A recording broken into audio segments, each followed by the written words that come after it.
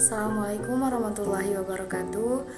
Perkenalkan, nama saya Ibu Nawaroh, NIM 2042100061, kelas 2B Pendidikan Guru Madrasah Ibtidaiyah. Di sini saya akan menjelaskan tentang tujuan pendidikan dalam Al-Quran. Video ini saya buat untuk memenuhi tugas UTS mata kuliah Tafsir Ayat Terbawi yang diampu oleh Ustadz Mustar Eskom MIG.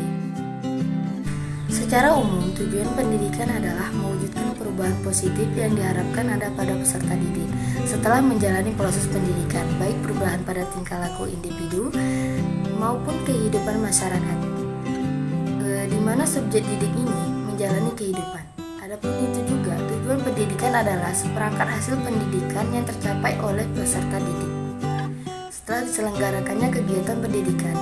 Seluruh kegiatan pendidikan, yakni bimbingan, pengajaran, dan latihan yang diarahkan untuk mencapai tujuan pendidikan. Itu sebabnya setiap tenaga kependidikan perlu memahami dengan baik tujuan pendidikan supaya berupaya melaksanakan tugas dan fungsinya untuk mencapai tujuan pendidikan.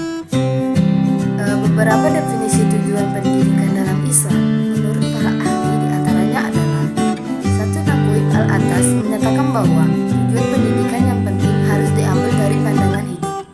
Jika pandangan hidup itu Islam, maka tujuannya adalah membentuk manusia sempurna. Maksudnya bahwa semua proses pendidikan harus menuju pada nilai kesempurnaan manusia. 2. Abdurrahman An-Nahlawi berpendapat bahwa tujuan pendidikan Islam adalah mengembangkan pikiran manusia dan mengatur tingkah laku serta perasaan mereka berdasarkan Islam, yang dalam proses akhirnya bertujuan untuk merealisasikan ketaatan dan penghambaan kepada Allah di dalam kehidupan manusia, baik individu maupun masyarakat. Dalam Islam, tujuan pendidikan identik dengan tujuan penciptaan manusia.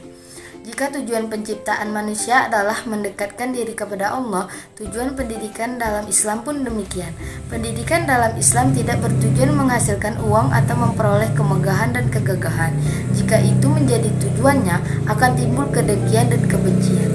Quraisy Shihab dengan analisis tafsirnya menyatakan bahwa tujuan pendidikan menurut Al-Quran adalah membina manusia secara pribadi dan kelompok, sehingga mampu menjalankan fungsinya sebagai hamba Allah dan khalifahnya, guna membangun dunia ini sesuai dengan konsep yang ditetapkan Allah, atau dengan kata yang lebih singkat dan sering digunakan adalah Al-Quran, untuk bertakwa kepada Allah Subhanahu wa Ta'ala.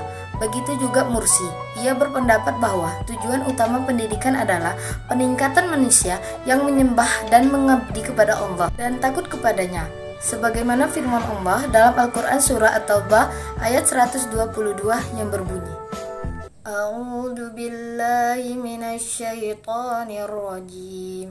Bismillahirrahmanirrahim.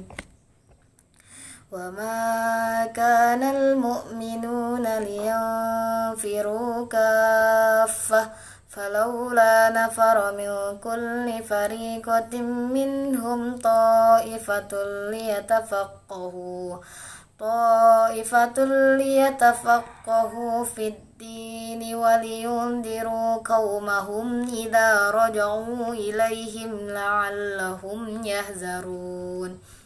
Artinya, dan tidak sepatutnya orang-orang mukmin ini semuanya pergi ke medan perang. Mengapa? Sebagian dari setiap golongan di antara mereka tidak pergi untuk memperdalam pengetahuan agama mereka dan untuk memberi peringatan kepada kaumnya apabila mereka telah kembali, agar mereka dapat menjaga dirinya.